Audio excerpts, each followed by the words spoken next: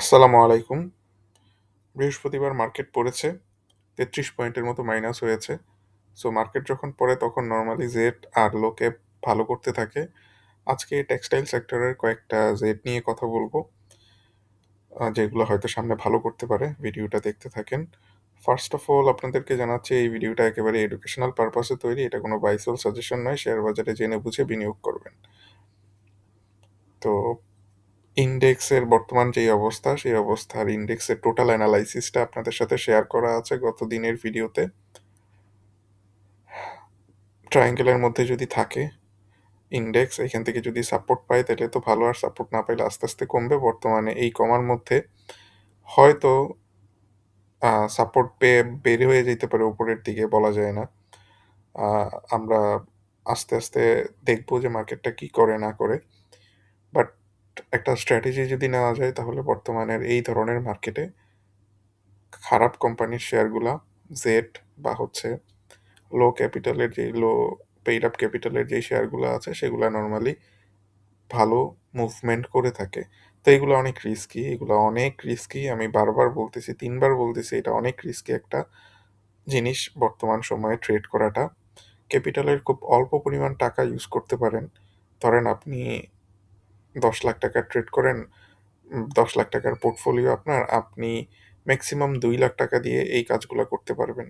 হয়তো ১ লাখ টাকা ১ লাখ টাকা ২টা শেয়ার কিনতে পারেন জেডের।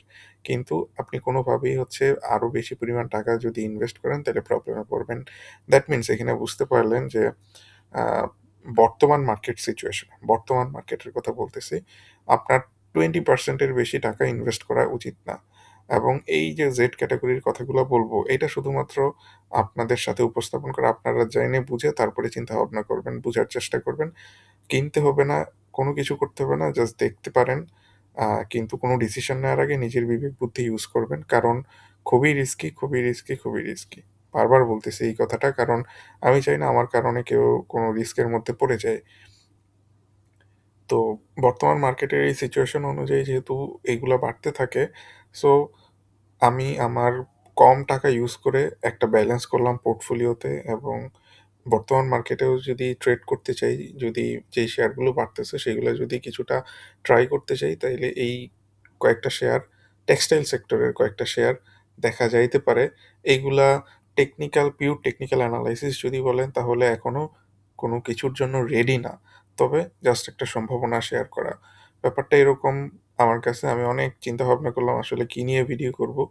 বাট মনে হলো যে এই জিনিসটা এটলিস্ট জানায় রাখতে পারি। যদি এরকম হয় তাইলে হয়তো যারা আছে তারা এটা যারা দেখতেছে তারা হয়তো এই জিনিসটা নিয়ে স্টাডি করতে পারে এবং এইখানে যদি চায় তাইলে ট্রেডে ইনভলভমেন্ট, নিজেদের ইনভলভমেন্ট রাখতে পারে।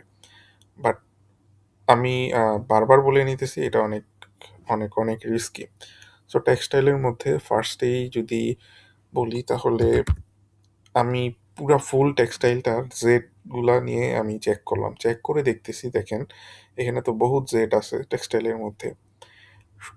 বিরাট বাড়া বাড়ছে এর মাঝখানে। হিউজ বাড়া বাড়ছে এই জেড গুলা। তো অলরেডি বেড়ে গেছে ম্যাক্সিমাম গুলাই। তো কিছু, কিছু আছে যেগুলা হচ্ছে পাইল আপ হইতেছে বা লাইন আপ হচ্ছে। মনে হচ্ছে এই জিনিসগুলা বাড়তে পারে। তার মধ্যে একটা হচ্ছে ম্যাক্সন। ম্যাক্সন স্পিনিংটা চলেন দেখি। কি ব্যাপার এটা? এরকম কেন? সো ম্যাক্সনটা এখন হচ্ছে ৳৬.৪০ আছে। এইটা যদি ব্রেকআউট করে, যদি আপনারা দেখেন এটা ৳৬.৬০ উপরে ট্রেড হচ্ছে, এইটাতে এন্ট্রি নিতে পারেন। ৳৬.৬০ উপরে যদি ট্রেড হয় এন্ট্রি নিবেন এবং এটা থেকে ভালো বেনিফিট পাবেন। কত টাকা কি বেনিফিট পাবেন এইটাও যদি বলতে হয় তাইলে বলব যে ৳৬০.৬০ র দিকে যাবে একটা টার্গেট থাকবে, ৳৮.৬০ র দিকে আরেকটা টার্গেট থাকবে। আ বাড়লে একেবারে ধাম করে বেড়ে যাবে এবং অনেক বেশি পরিমাণ বেড়ে যাবে। আর যদি না বাড়ে তাইলে তো কোনো কথাই নেই। লসের মধ্যে পড়ে যাবেন এবং এইটার আপনারা যদি স্টপ লস ইউজ করতে চান তাহলে ১০% বা ৮% এরকম একটা percentage wise stop loss use করতে পারেন। যে এর নিচে গেলে আপনি অবশ্যই ছেড়ে দিবেন।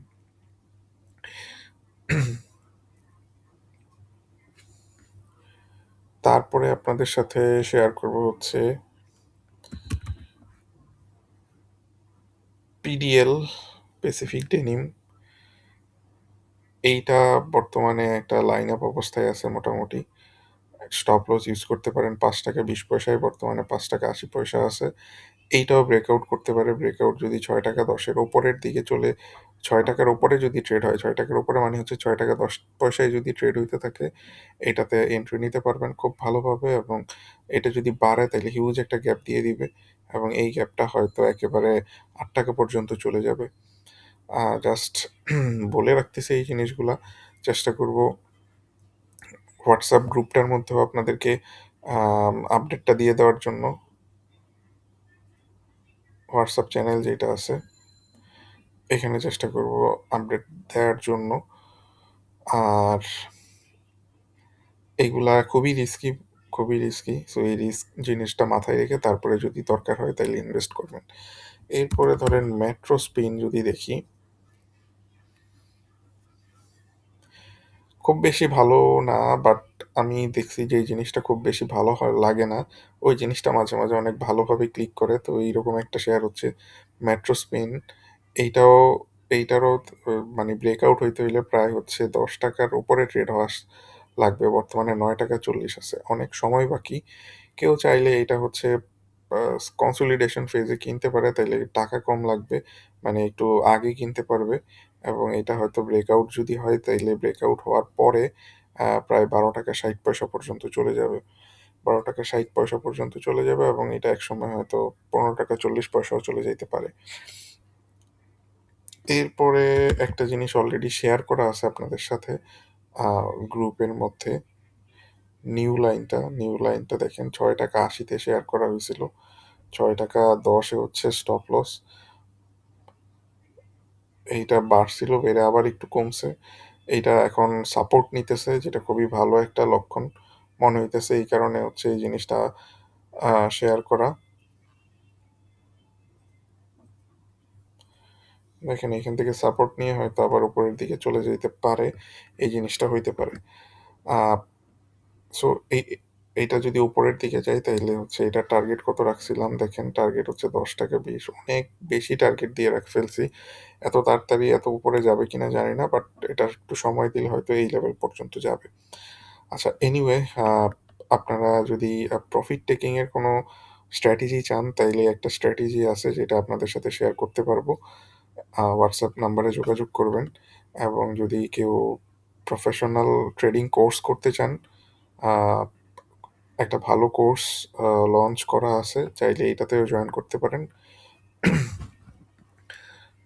এগুলা খুব ভালোভাবে আপনাদেরকে আপনাদের ট্রেডিং জার্নিকে এনরিচ করতে থাকবে, এবং এটা খুবই ভালো লেভেলের একটা কোর্স সত্যি বলতে। আচ্ছা, এরপরে আরেকটা যদি আপনাদের সাথে শেয়ার করি যে বর্তমানে এই যে এই জিনিসগুলো দেখলাম, এটা আমি জাস্ট আপনাদেরকে এইখানে জানাই রাখি। কি কি নিয়ে আলোচনা করলাম? নিউ লাইন, তারপর হচ্ছে মেট্রো স্পিন, তারপর হচ্ছে ম্যাক্সন স্পিন, তারপর হচ্ছে পিডিএল।